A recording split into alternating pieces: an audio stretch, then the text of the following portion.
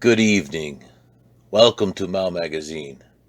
My name is Matt, and this is the final session of my drawing of Latchkey and Ladybug.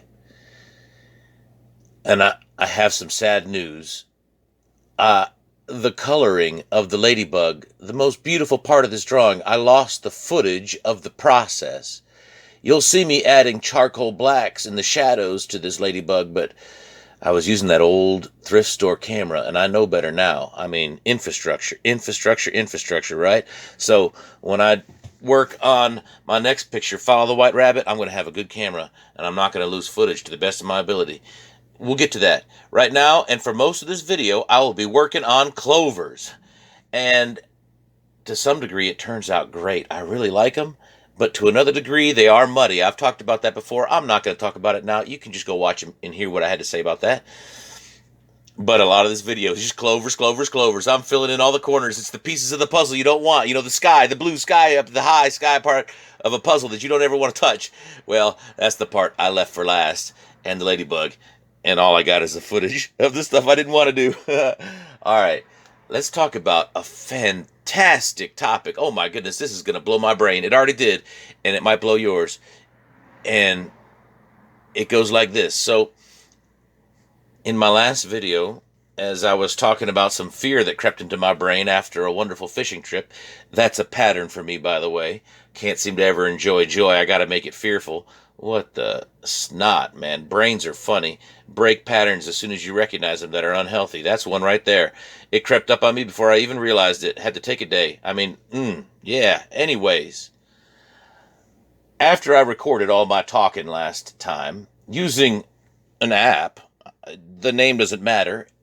When I use this voice recording app, it will throw ads at me of exactly what I'm talking about, and I don't mind. It's like giving me an extra gift, right? Now I have AI overlords who know what I'm saying and recommend what I like, and I get to make a choice, right? Well, the AI overlords recommended a YouTube video to me after I recorded and uploaded that last video, and it just said exactly what I needed to hear, and I want to talk about it, and I want to talk about some feedback I got that I thought was really good and very useful for me moving forward, and helpful. But first of all, the video that struck it all. Okay, so this is called How to Integrate Your Shadow.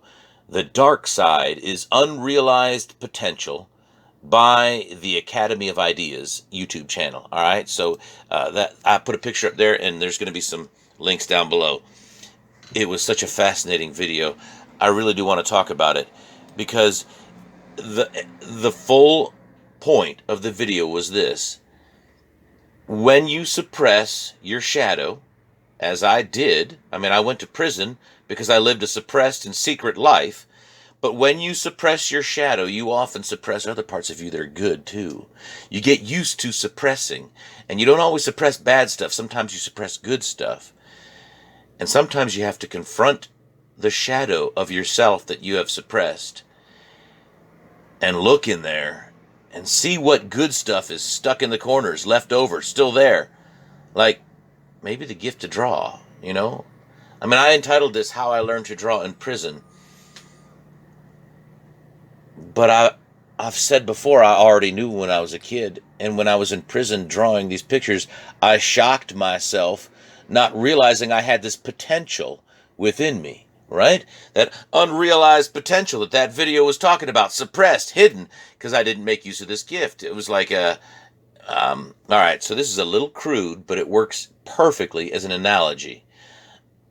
When you're potty training a little toddler, and they're still confused about the whole process of what their body does, that it makes poop, they'll go hide in a corner somewhere and poop because they're confused by the process of their body making poop. Well, for my whole life, I've been confused about the process of creating art. All right? And I've been doing it in a corner, hidden away. This fact that I have a YouTube channel right now is just proof that I'm changing and realizing that part of an artist is sharing his art. Imagine that. I have to share my art. I can't just do it in a corner. I can't just poop in a corner. All right, enough of that analogy. It really is kind of crude, but it fits exactly like what I was doing. I was a fearful little child. I'd stay up late at night drawing pictures. I'd sleep through first class German class in high school because I was up late at night drawing pictures, hiding away from the world, doing what I like to do, like it was my shadow. I mean, guys, I've been trying to pull curse words out of my things, but I want to curse a whole lot at myself right now. I was hiding this gift like a shadow. What in the snotburgers? Well, I had other shadows I had to hide. No, I didn't. That is a lie. I had other shadows I did hide. I didn't confront them. I just hid them. And I got used to it. I got used to hiding the things I was afraid of. But why? Why was I afraid of my art? Why did I hide that?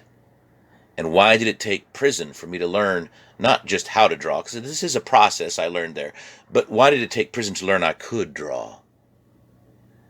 And why am I now, let's see, I got out of prison in 2017, Obama's last day as president. May he rest in peace. Oh, wait, he's not, may his, whatever. All right, so then he got trunked. And then, now we got Biden. We're Biden our time now. But, okay, so it's been a while. Why am I just now putting my art out? Well, let's integrate this shadow. Oh, this is so fascinating. And I want to talk about two pieces of feedback I got that were both really good. One from a good friend, Pascal. I'm going to link his diary down below. You really got to read his diary. He is trained as an evolutionary psychologist. Incredibly brilliant man. And he sees the world from a perspective that is absolutely fascinating. And he went and did prison time with me as well. And we met in county jail and did prison time together at the same prison. We know each other well, and we continue to contact each other. You should read his diary. It tells you everything I experienced in his words from his perspective, but we were in the same places. And he also, okay, so he gave me this feedback. This is what he told me. He said, "Your voice has changed." Isn't that what an evolutionary psychologist would say? But I've got that same feedback from other people, but I just thought it was funny that it did come from him. All right, so here's the truth of me. I grew up in Virginia, moved to Minnesota, then I moved to Wisconsin, then I moved to South Dakota, then I moved to Wisconsin, then I moved to Minnesota, then I moved to Missouri. And I'm a mirror. In the sense that when I get to know you, I like to mirror your behavior and try it on for size. I like to put your shoes on. That's how I get to know people. So I pick up accents. And when I first moved, after 18 years in Virginia to Minnesota, it did not take long before my friends in Virginia were already on the phone saying, "You sound like I'm Minnesotan." And I did, because that's just what I do. That's just what I do. I think that's a fear statement. And Pascal, this is me talking back to you right now. That's just what I do is a fear statement. I think picking up other people's accents while mirroring is a valuable way of learning people. It's also gray manning, right? It's being like the ninja that just walks in and blends in with everybody else. It's a blending tactic. And he is an evolutionary psychologist, should know everything about that. And that's not a main topic I want to talk about today. I just want to say I really like that feedback, because I'm definitely talking Missourian. And I just listened to some Missourians today talking, and they were even deeper than me. And I'm not really a Missourian. I'm a Virginian trying to sound like a Minnesotan, trying to sound like a Wisconsin, like a South Dakotan, like a Missourian. And maybe someday I'll get my own voice, and I'll sound just like I actually am. Oh man.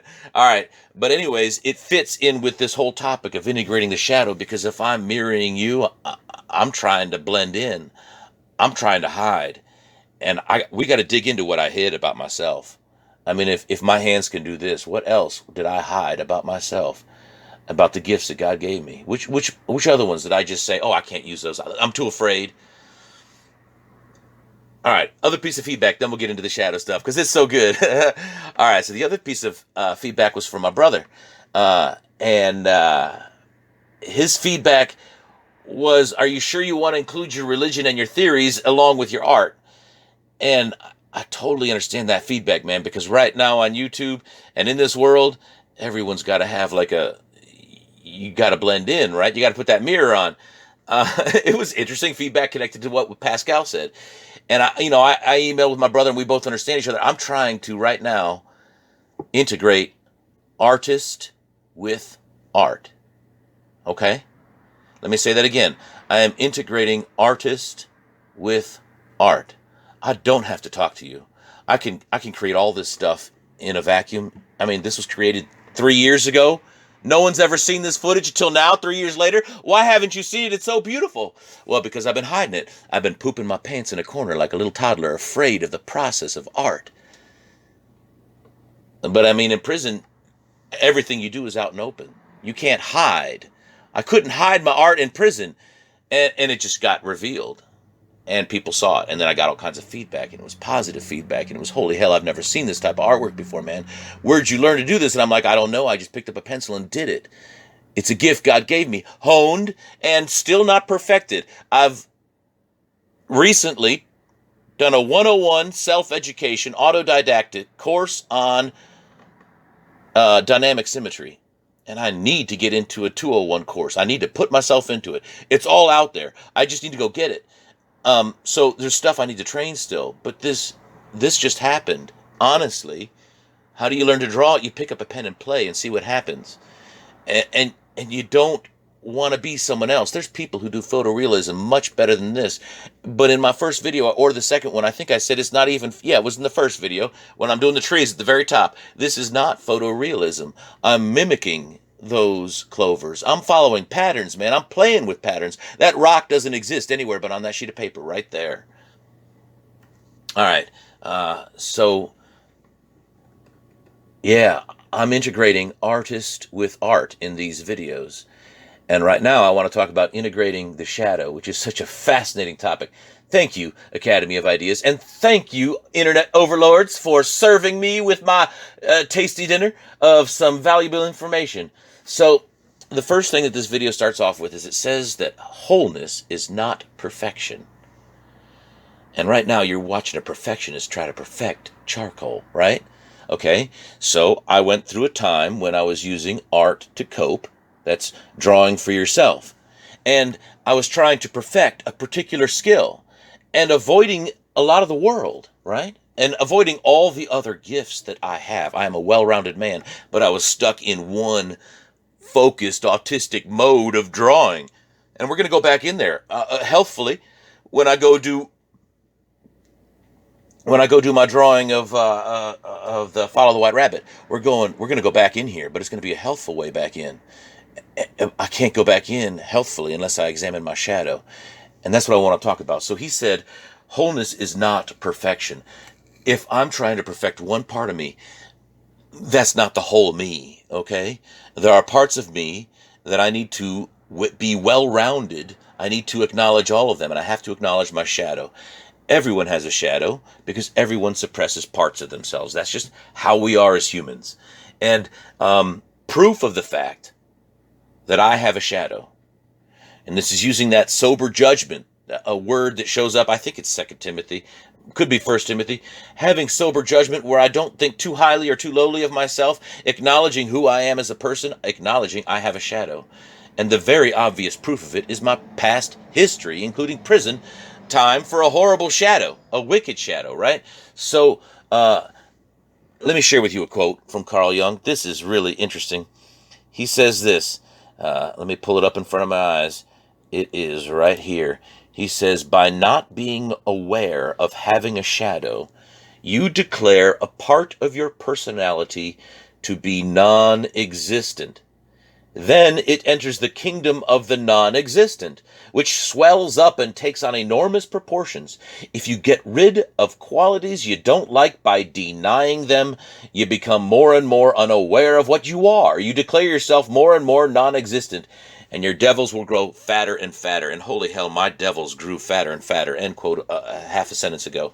So that was from Carl Jung. My devils grew fat because I had a secret place to put them all in. But I was also putting art into my secret place. And here it is, May 26, 2021. I'm a 42-year-old man and I'm showing my art to the world. I don't want to become famous. It's just artists do this. It's part of the... If I'm going to be an artist, I got to show my art. It's what artists do. So, yeah. Why would I have hid my art? I don't know. I'll get into that perhaps in my own head some other day. Maybe I'm too afraid to talk about it publicly. But the shadow is everything shunned by outside forces, okay? So when you develop your own, when I developed my shadow, it was everything in me shunned by outside forces. But then an outside force can also be your own internal dialogue. So I could have been doing my own internal shunning.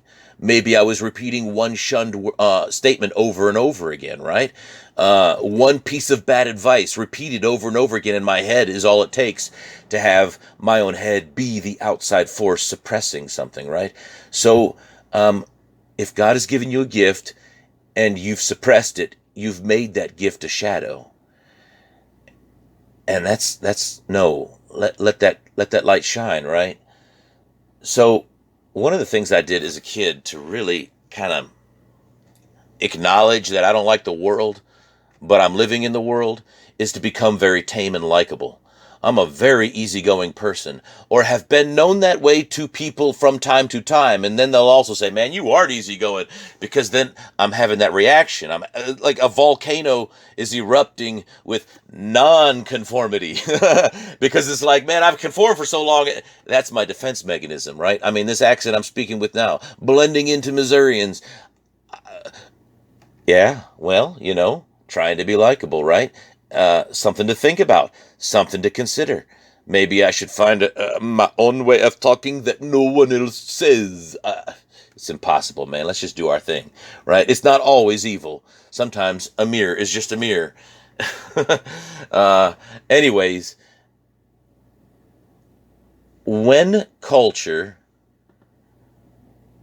or an outside force leads me to react by turning a gift into a shadow, I am allowing the world to put its morality onto me. So apparently at some point I accepted art is immoral, and I made it a shadow, and I did it in secret.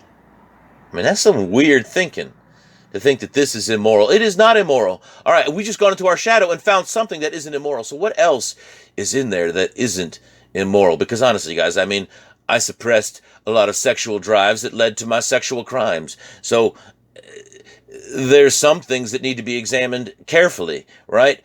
In fact, this video goes on to make the point that one thing a lot of people suppress is their aggression, their self-assertiveness, their stand up for themselves, They're grabbing the world by the horns and riding it kind of aggression, right? We suppress all of it because, as this video said, is that oftentimes our own aggression is met with further aggression, violence, a spanking, whatever, words and anger, right? So, and then we shun our own aggression, stand-upness. I am, something toddlers learn at a very young age. I am. We suppress it, right? And we're not always good at toddlers as expressing who we are as I am. Sometimes we need some training. Everyone needs training. Life is training. Don't forget that, ever. Yeah. So, one of the things this video said was to examine the morality we have been socialized into and the shames attached to that morality. See what your family has considered to be good and evil, and to see the hypocrisy in it and the envy in it. And that was interesting. I'm a Christian looking at the world. I don't want to go against the Ten Commandments. That's a whole other topic that is so fascinating. I think I can prove that they were already in the garden. The gifts protected by those Ten Commandments that we didn't even hear about till Moses got them so many thousand years later. I mean, they were there already. And most people don't understand the law in perfection, but it is absolutely there because there were gifts in perfection that needed protecting. Different topic, different day. When I examine my shadow, I want to find what's good and beautiful that I've hidden away, like this art, or pieces of my personality, standing up and taking what is mine in this world in which God has put me. I mean, I get a lot of my culture that was just stand back and let everyone else do their thing, because you can see my hands and you can see the color of them, right? I mean, what have I been told to do? I've been told to just sit back and let everyone else take over. It's their turn. Man, it's everyone's turn. Everything is infinite, guys. Don't think that anything's going to ever run out. There's all kinds of paper and charcoal. Oh, the world is so funny, and it wants us to suppress our gifts and hide them in a shadow. I mean, oh my goodness. So here's this art I'm pulling out from a shadow. What else can I pull out? Well, it said in this video to be careful because most people suppress aggression. And if you start pulling it back out, you can get real aggression again, real aggressive. And they made this good point. Let me find it. It says here, it said,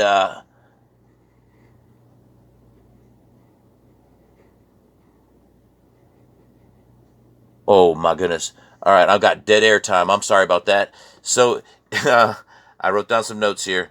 Oh, yeah, okay. So it says the goal is not to be evil, but to integrate repressed impulses necessary to become a powerful character. So you want to work with force, not be a forceful person. That was more close to, these paraphrases, my notes. Work with force while not being forceful. Work with force, but not being forceful, right? I mean, I'm not pushing my stuff on any of you. You can click away at any time you'd like. But I'm doing my work with force, okay? I'm putting myself behind this. The artist behind the art. It's what everyone wants in school, don't it? Don't you? I mean, not really. Postmodernism taught everyone that the artist does not put anything into his art. There is no intention in his art. I mean, that is some absolute hide your creativity in a shadow nonsense. I mean, my goodness, an artist cannot put his intention into his art.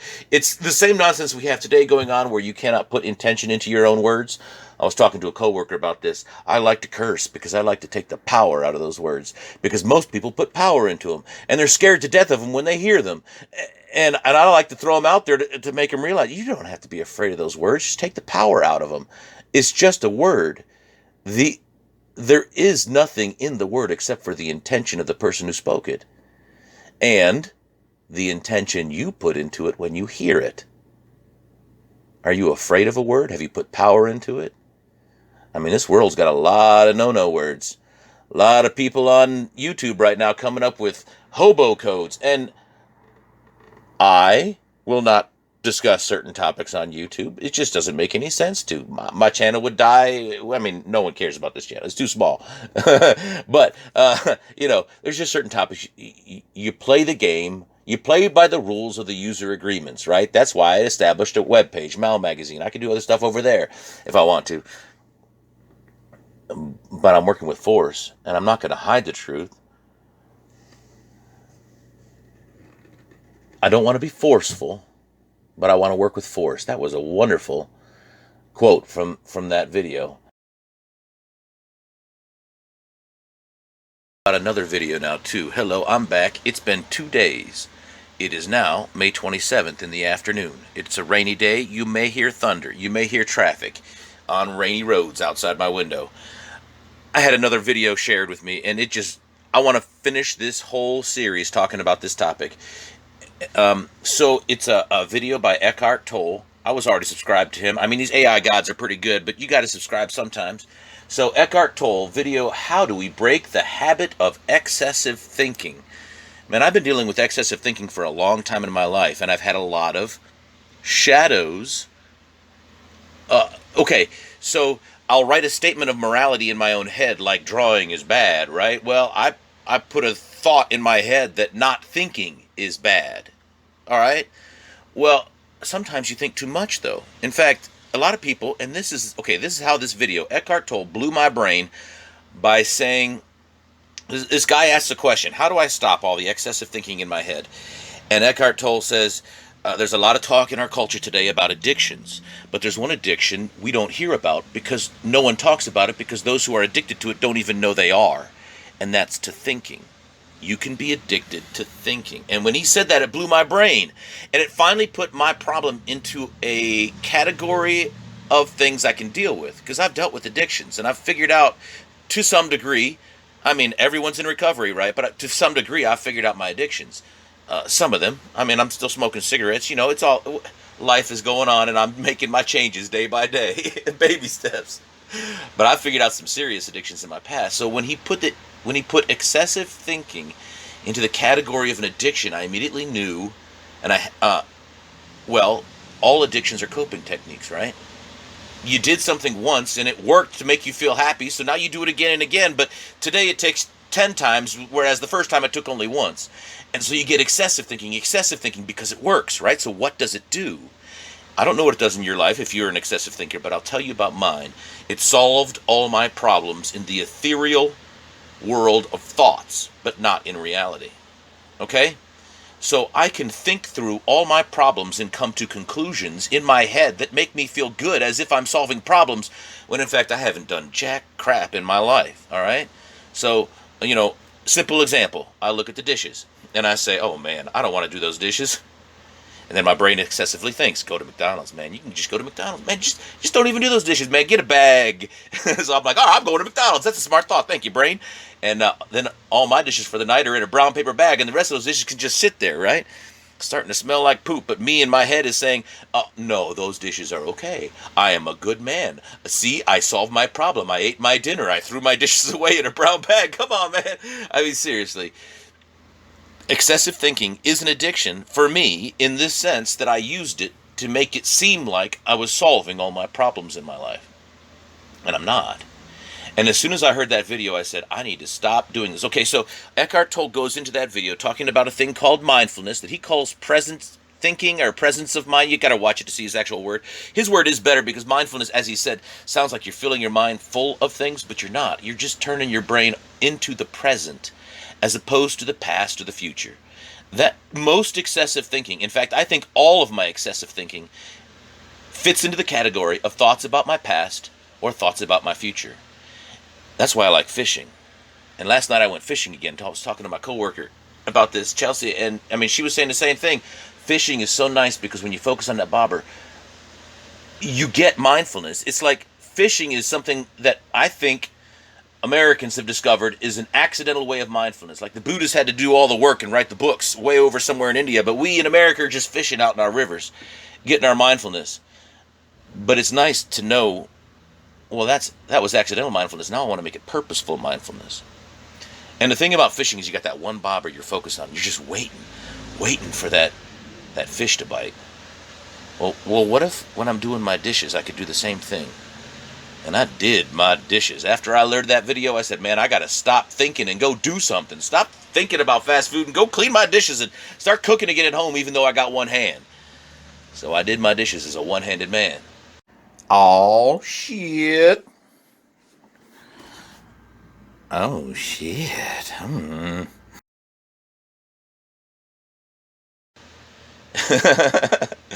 And, small baby step goals, right? But it's doing something instead of thinking something. Like all this art. Doing something instead of thinking something. And maybe let me pull back to that first video too, talking about the shadow. I wanted to talk about this too, just compared to the drawing. You see how in my drawing, every time I draw these dark shadows around the clovers start to pop? Don't you think there's an analogy there we could talk about? I was just talking about examining the shadow, and here I am with shadows making art beautiful. Do you think there's beauty in my shadow? Do you think there's beauty in yours? You think maybe it's time to just go in there and look carefully? Obviously. I mean, some crazy stuff I've put back there, but there's some beautiful stuff in there too. And I can't just go back there in my head with thoughts either. I got to do it. We're gonna do this picture, guys. Follow the white rabbit. I'm getting really excited about it. And I've been doing the physical therapy on his hand exactly as they asked me, and patiently like they've been telling me, and carefully because I want to get this hand back. And it's not my drawing hand, it's my other hand. But we need both to get this picture done. All right, so I'm back. I had to pause and see what I was listening to. Let me tell you a story. I'm sitting here listening to myself, and I started excessive thinking again. I reminded myself, and I worried, I got a car outside whose window, driver's side, stopped working last night. And I just told you that there's rain out there. I got a wet seat now. And last night I told myself I got to go fix it. I'm not going to think about fixing that. I'm going to go fix it right now. And I'm glad I've only got 3 more minutes of dialogue, and I can just let this video compile and I can go fix that window. I've had that door open several times. Panel pullers. We got it, right? And I also thought, and this remembered, So I didn't have to have all that thought there where I went into my car, my rain. I could have just written it down on a sheet of paper, right? Made a list. Man, my mom talks about lists, and I do think that lists can help with excessive thinking, because once you write it down and check it, you don't have to think it till it's there. Earlier, my boss asked me to call her back at 4. Well, it is 11 minutes to 4. I don't have to think about it. I set an alarm. Man, there's so many gifts like AI overlords in this world that we can use to not excessively think, because I'll rely on that brain too much. That's it too. Any addiction relies on one thing too much. I'm going to go use my hands and fix this door. And I can do it with one hand because I already did my dishes one-handed. Pat me on the back one-handed. Come on now. Really, I don't have much else to say. What is this, 30 minutes that we got? Okay, I did have a couple things. This is a fun game to play with yourself. If you're going to examine your shadow, remember, the way you hide things in your shadow is you write a moral law for yourself that makes a thing in your life bad. So I wrote a moral law that said art is bad. And I also have written moral laws for myself where I've said it's not good to have an empty brain. Fill your brain with thoughts. So I've always had a brain full of thoughts, and I always thought it was good. No, it was just an addiction, right? So a good game to play for yourself is examine your own personal morality and find what weird things. And I'm not saying you need to go around like walking around without your pants on. Come on now, there are some cultural things that we got to do. All right, folks, this is it. That's the end. You see the picture? Ain't that beautiful? Latchkey and Ladybug. Get out from those electrical connections. Go find life. Make it your battery. All right, that's about all I have to say. Like, share, comment, and subscribe.